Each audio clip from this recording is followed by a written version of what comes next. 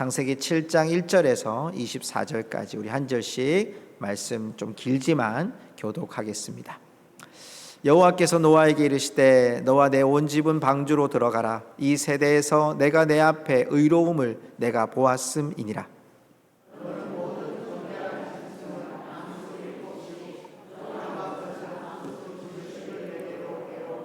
공중의 새도 암수 7씩을 데려와 그 씨를 온 지면에 유전하게 하라.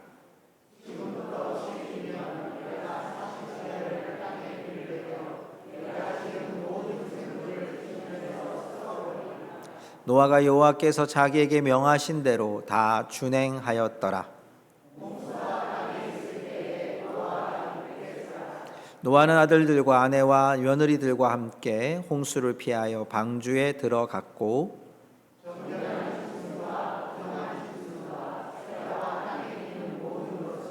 하나님이 노아에게 명하신 대로 암수 2씩 노아에게 나와 방주로 들어갔으며 노아가 600세 되던 해 둘째 달 곧 그 달 11의 날이라. 그날에 큰 기품의 샘들이 터지며 하늘의 창문들이 열려 곧 그날에 노아와 그의 아들 셈 함야벳과 노아의 아내와 세 며느리가 다 방주로 들어갔고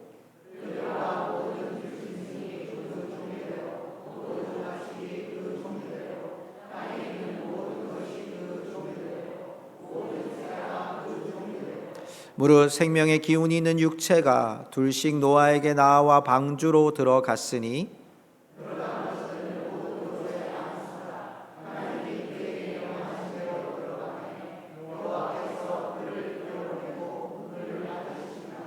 홍수가 땅에 40일 동안 계속된지라 물이 많아져 방주가 땅에서 떠올랐고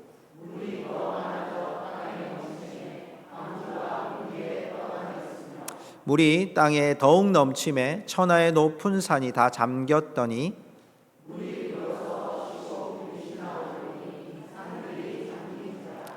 땅 위에 움직이는 생물이 다 죽었으니 곧 새와 가축과 들짐승과 땅에 기는 모든 것과 모든 사람이라.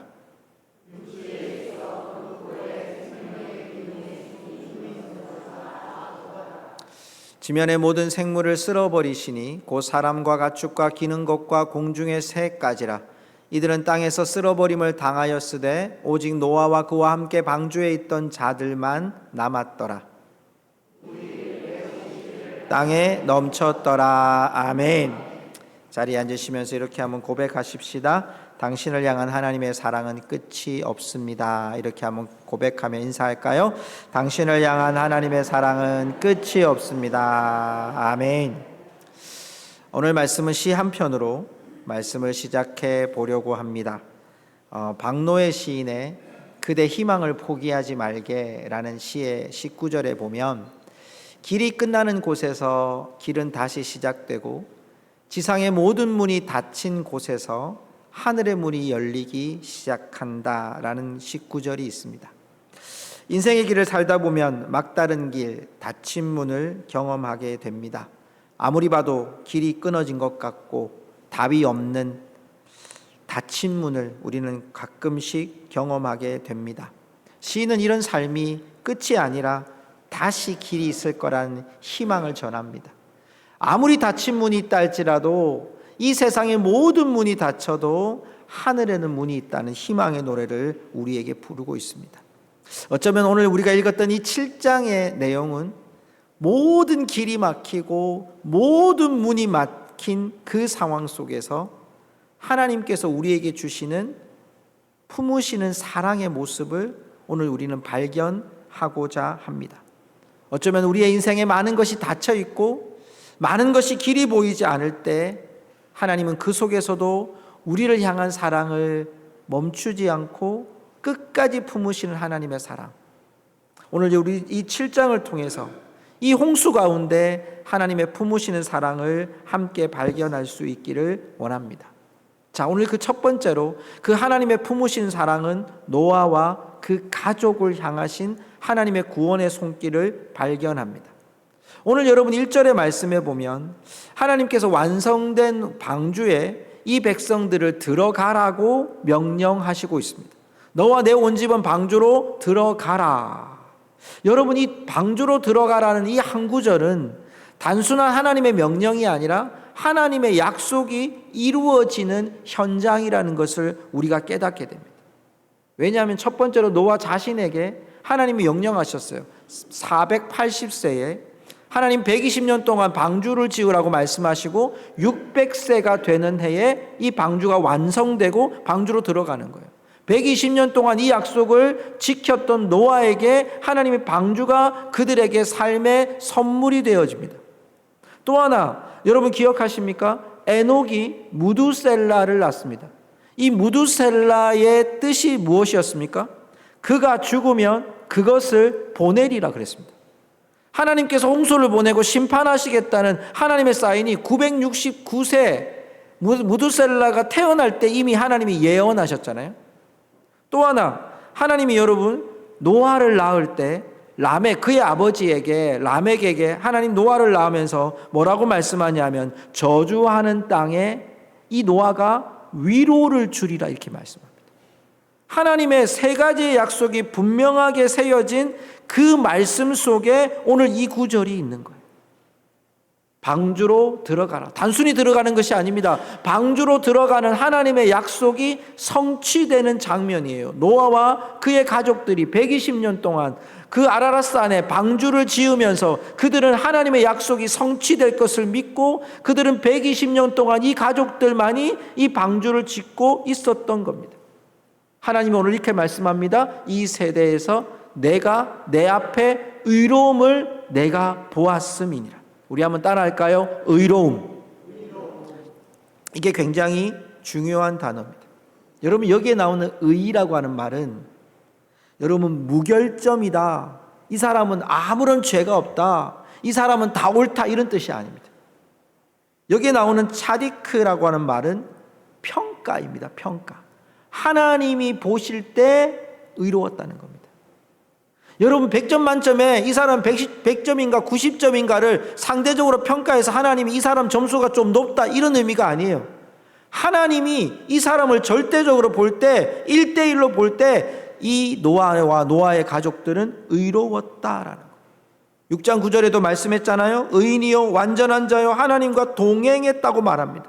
그는 홍수가 일어날 것을 생각하면서 하나님께서 말씀하신 약속의 말씀대로 하나하나 그 말씀을 짚어가며 천천히 하나님의 약속에 보조를 맞추어 그가 홍수를 대비한 이 방주를 짓는 그의 의로움을 나타낸 겁니다. 방주에 그냥 들어간 게 아닙니다. 하나님의 안전지대에 이 노아를 그냥 넣은 게 아니라 하나님이 120년 동안 그 약속, 하나님의 약속에 보조를 맞춘 노아와 가족들을 방주에 들여보내신 겁니다. 하나님과 동행한 의로움이라는 겁니다. 하나님과 보조를 맞췄던 의로움이라는 겁니다. 하나님과 동행했던 그 의로움으로 말미암아 하나님의 방주로 그들을 들이셨다는 거예요. 성도 여러분, 믿음은요 성과를 내는 게 아닙니다. 믿음은요 환경을 바꾸는 것이 아니에요. 믿음은 지금 내가 살고 있는 상황을 바꿔가는 것이 여러분 믿음이 아니에요. 내 상황을 열심히 기도했더니 하나님 바꿔주셨다, 여러분 그것을 믿음이라고 우리가 착각하면 안 돼요. 응답받았다고 해서 그것을 우리에게 믿음으로 생각하면 안 돼요. 진정한 믿음은 어디에 있습니까? 우리를 영원한 지대로 인도해 가시는 하나님의 뜻을 따라 천천히 조금씩 대답해가며 하나님께서 완전하게 주실 그 구원의 방주를 향하여 우리의 걸음을 오늘도 천천히 오랫동안 함께 걸으며 가는 것이 바로 믿음인 줄 믿습니다. 믿음을 누가 상대적으로 평가합니까? 누가 믿음이 좋다고, 누가 믿음이 여러분 나쁘다고 말합니까? 그렇지 않습니다. 하나님이 우리를 보시고 믿음의 의로움을 보시는 거예요. 내가 늦게 믿었으면 늦게 믿은 대로, 내가 오랫동안 믿었으면 오랫동안 믿은 대로 하나님께서 우리의 의로움을 나와 함께 그 보조를 맞추어 가고 있는지, 나와 함께 발걸음을 맞추어서 보폭을 맞추어서 착착, 때로는 조금 느리기도 하고 때로는 조금 처지기도 하지만 하나님의 뜻을 향한 방향을 멈추지 않고 가는 그 자들에게, 그런 믿음의 사람들에게 하나님은 믿음의 안전지대로 구원의 방주로 인도해 주시는 줄 믿습니다. 그러기에 여러분, 우리가 해야 될 일이 무엇입니까? 하나님의 초대에 우리가 응답하는 거예요. 여러분, 뜨겁게 응답하지 못해도 괜찮아요. 여러분, 뜨겁게 하나님 앞에 뭘 많이 바치지 않아도 괜찮아요. 여러분, 조금씩, 여러분의 삶에 조금씩, 하나님, 내가 오늘은 여기까지, 하나님, 내가 좀 뒤처졌다면 조금 더 열심을 해서 하나님과의 보폭을 맞추어 오늘도 그 걸음을 멈추지 않고 주님의 그 약속을 따라서 그 약속에 반응하는 믿음으로 살아가는 것, 하나님께서 그런 자들을 품으시고 구원의 방주로 인도해 주시는 줄 믿습니다.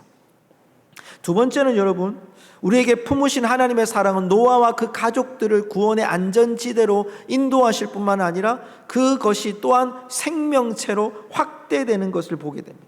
자, 2절의 말씀을 볼까요? 오늘 본문의 말씀 2절의 말씀을 보면요, 너는 모든 정결한 짐승은 암수 7, 부정한 것은 암수 2씩, 이렇게 4개로 데려오라 그럽니다. 여러분, 여기에 정결함과 부정한 것이 같이 있어요. 저 같으면 부정한 것은 빼고 싶어요. 그렇지 않아요? 예전에 제가 책을 읽으니까 이건 여러분 있는 건 아닙니다. 책을 읽으니까 그 책을 쓰신 분이 하나님이 노아의 방주에 선이 왔대요. 선. 네. 선이 오니까 아니야, 악을 데리고 와 그랬대요. 선과 악이 같이 있었다는 얘기예요. 근데 책에 그렇게 돼 있다는 얘기인데요. 근데 여러분, 왜 정결한 게 필요할까요? 이 정결함이라는 의미는 예배의 단어입니다. 제사의 단어입니다. 그러니까 뭘 의미합니까? 하나님이 정결한 짐승을 더 많이 7쌍을 가지고 간 이유는 이곳에서 또한 이 노아의 방주 이후에, 노아의 홍수 이후에 하나님이 받으실 제사를 위해, 예배를 위해 정결한 짐승을 하나님이 세우시는 거예요. 부정한 짐승이라 할지라도 하나님이 그 약속에 따라서, 오늘 3절의 말씀을 보십시오. 3절의 본문의 말씀을 보면 7장 3절을 볼까요? 동중의 새도 암수 7씩, 여기도 마찬가지예요. 그런데 그 씨를 온 지면에 유전하게 하라, 생육하고 번성하게 하라, 이 말이죠. 하나님께서 생명을 보존하기 위해, 생명을 유전하기 위해, 두 가지, 예배하기 위해, 유전하기 위해 하나님께서 그 많은 생명체들을 종류대로 암수 7, 부정한 것은 2쌍씩 하나님이 그 모든 노아의 방주에 다 들여놓으신 거예요. 하나님이 노아만이 아니라 노아와 함께 살아갈 생명체를 하나님 그 속에 주셨어요. 여러분, 노아의 방주에 안 들어간 게 있습니다. 여러분, 혹시 의문 나는 거 없습니까? 퀴즈에 나올 건 아닙니다. 물고기는 없어요. 물고기를 왜 안 넣었을까요? 죽을까 봐? 여러분, 물이 있는 곳에는 필요가 없어요. 들어올 필요가 없어요. 물고기는 물 안에 잘 살기 때문에 필요가 없어요. 식물들은 어떨까요? 다 잠기고 죽는 것처럼 보였죠. 그런데 여러분, 나중에 다음 주에 나올 말씀의 8장에 보면요, 비둘기가 잎사귀를 물어옵니다. 하나님이 다시 그 속에서 생명을 주신 거예요. 하나님은, 우리가 지난 시간에도 말씀했지만, 하나님이 이 땅을 멸하려는 의도가 아니었다는 게 분명해요. 하나님께서 그 노아의 여러분 방주 안에 이 생명체를 다 들이시고 난 후에 하나님이 문을 닫아버리십니다. 그리고 10절부터 보면 홍수가 덮이고요, 그리고 큰 기품의 샘들이 막 터지고요, 하늘의 창문이 열리고요, 40주야를 40일 동안 계속해서 땅에 이 비가 쏟아집니다. 제가 성경을 읽다 보니까요, 17절에 보니까 물이 많아져 이렇게 표현되어 있고요, 18절에 보니까 더욱 많아져 이렇게 되어 있고요, 또 여러분 19절에 보니까 더욱 넘침해 이렇게 되어 있어요. 얼마나 물이 많았는지. 여러분, 여기서 우리가 과학적인 증거를 하나 여러분에게 얘기를 해야 될 것 같아요. 자, 저를 PPT를 한번 보여주시고요. 자, 여러분, 이쪽이, 여러분이 보시는 왼쪽이 노아 홍수 이전의 대기권이에요. 지구가 있고요, 궁창, 하늘이 있습니다. 그 위에 오존층이 지금도 있습니다. 그런데 그 위에, 궁창 위에 물이 있습니다. 근데 지금 어떻습니까? 노아 홍수 이후의 대기권이 어떻게 바뀌었습니까? 위에 뭐가 없어졌어요? 궁창 위에 물이 없어졌어요. 하나님이 천지를 창조할 때 분명히 궁창 위의 물과 궁창 아래의 물을 창조하셨다고 돼 있어요. 그런데 이 노아의 홍수 때 궁창 위에 하나님이 창을 내셔서 궁창 위의 모든 물들을 다 쏟아내셨어요. 여러분, 그 예가 뭐냐면 궁창 위에 물이 있을 때 사람들의 나이의 평균이 얼마였습니까? 900세였습니다. 900세. 아이고, 목사님 어떻게 900세 살까요? 근데 그때는 사는 게 여러분 당연한 거였습니다. 왜? 여러분 그 위에 궁창 위에 물이 우리에게 들어오는 태양에서 내려오는 모든 전파들을요, 가장 필요한 전파만 받았거든요. 지금 오늘도 여러분 오시면서 얼굴에다가 여러분 다 선크림 바르신 분들 많으시죠? 여러분 이게 다 뭐 때문에 그렇습니까? 궁창 위에 물이 없어서 그렇습니다. 제가 그 연구하다 보니까요, 이런 그 데이터가 있던데요. 다음 PPT 한번 보여주시겠어요? 자, 여기 보니까 태양에서 오는 전파가 있는데 이 주파수에 따른 전파가 있어요. 우리에 보면 제가 빨간 선으로 딱 그어놨는데 밑에 보면 감마선, X선, 자외선 이런 것들이 궁창 위의 물에서 여러분 예전에는 다 차단이 됐습니다. 안 내려갔다는 거예요. 늙을 수가 없었다는 거예요, 피부가.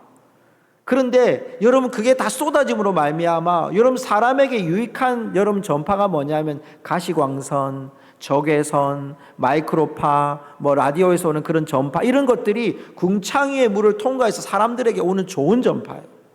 근데 지금은 여러분 태양에서 그 궁창 위의 물이 없기 때문에 다 사람들한테 다 들어오는 거예요. 빨리 늙어버리는 거예요. 피부라든지 몸이라든지.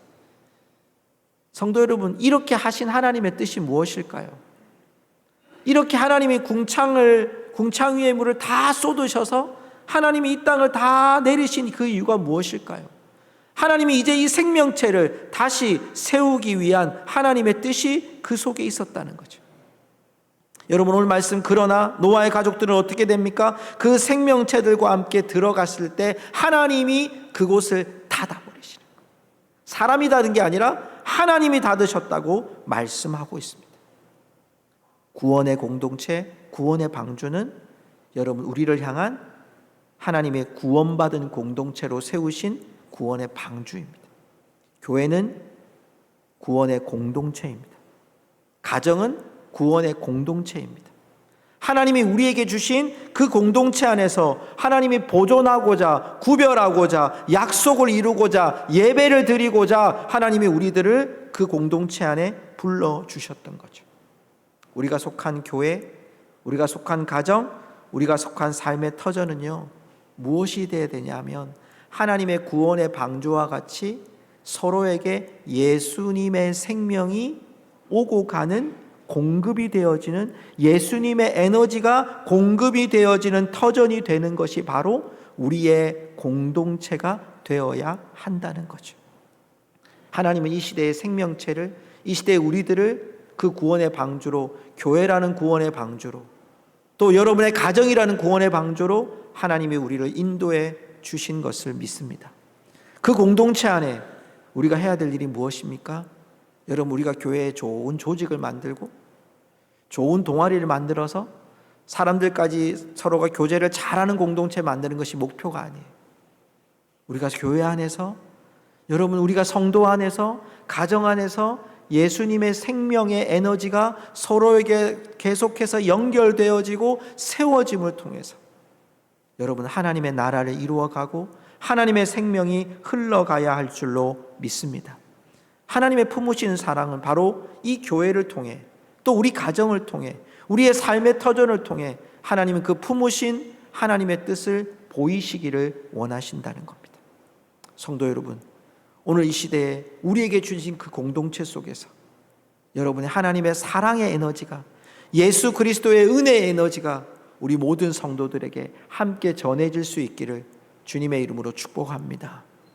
또 하나 여러분, 오늘 우리에게 주시는 마지막 교훈은요, 회복이 있습니다.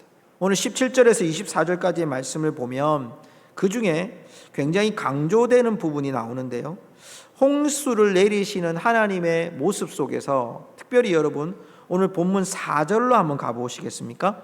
자, 4절과 23절에 똑같이 나오는 단어가 하나 있습니다.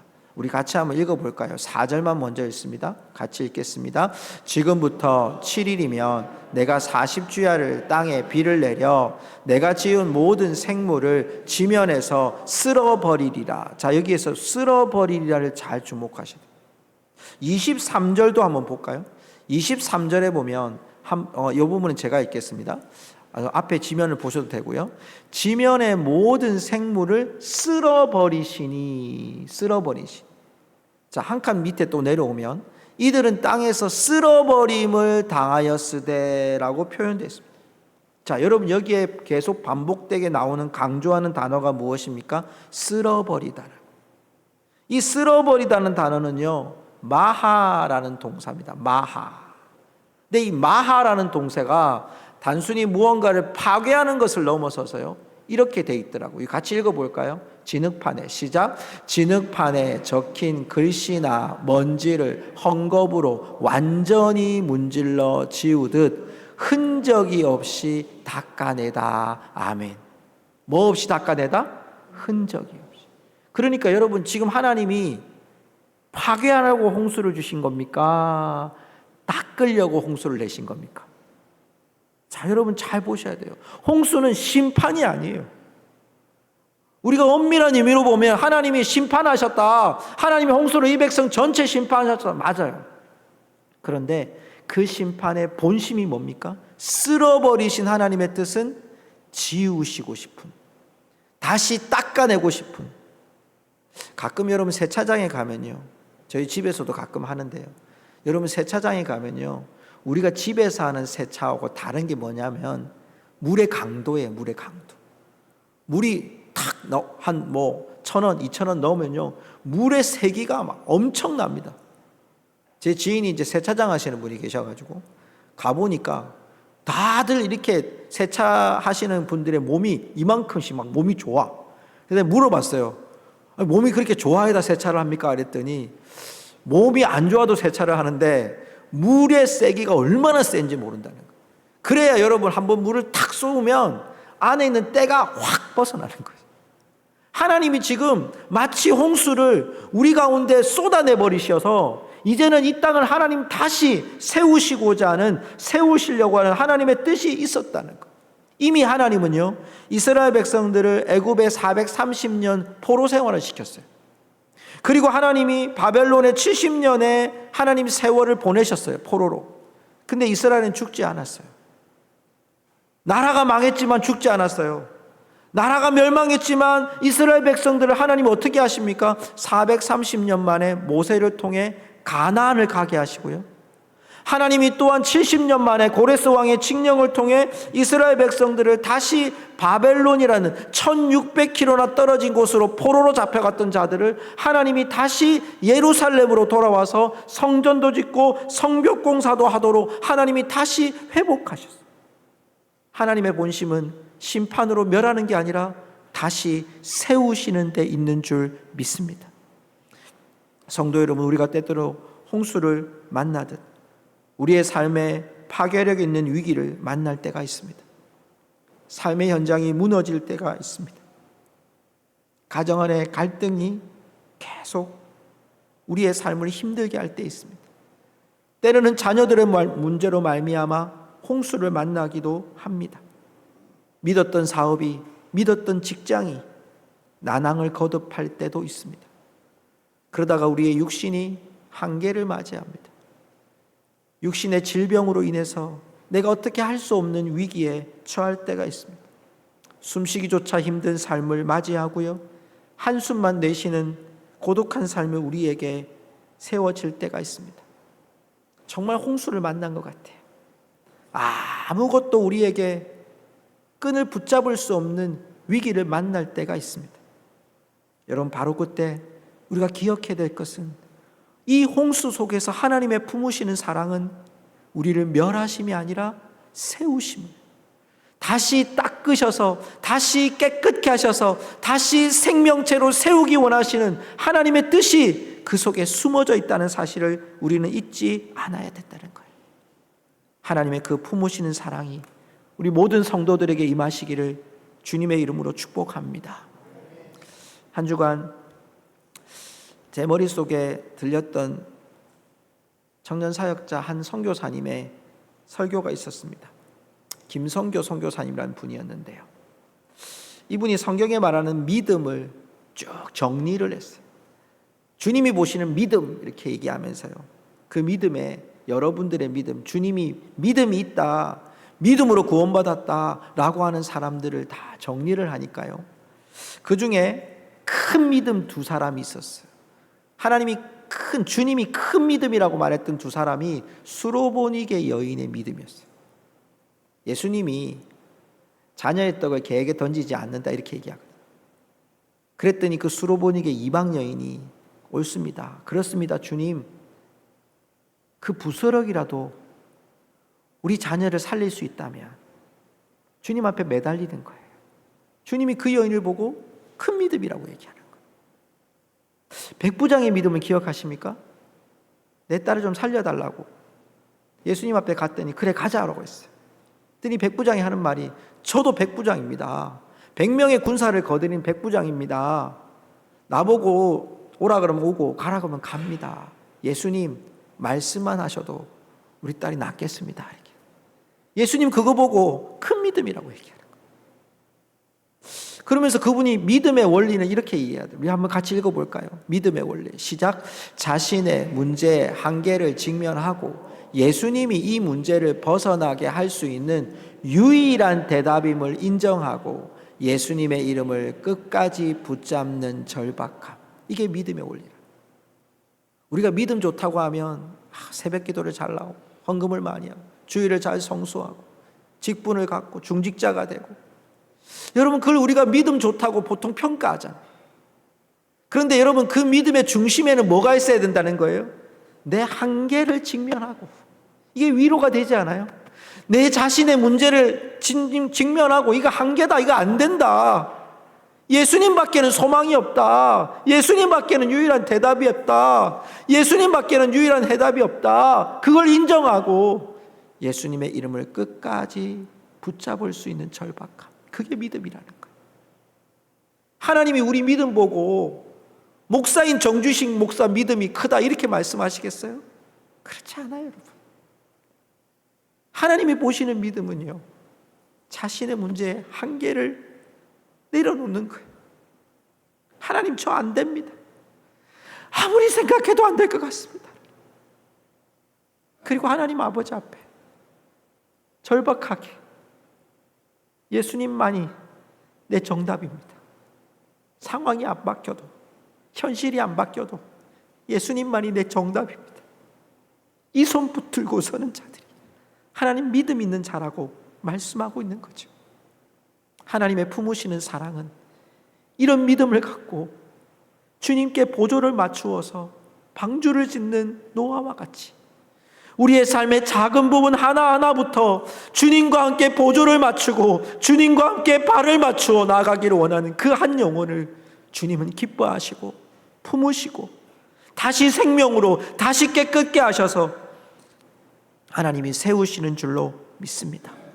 끝까지 포기하지 않으신 하나님, 살려내신 하나님, 회복하시는 그 하나님, 그 품으시는 사랑에, 그 품으시는 초대에 우리 모든 성도들이 응할 수 있기를 주님의 이름으로 축복합니다.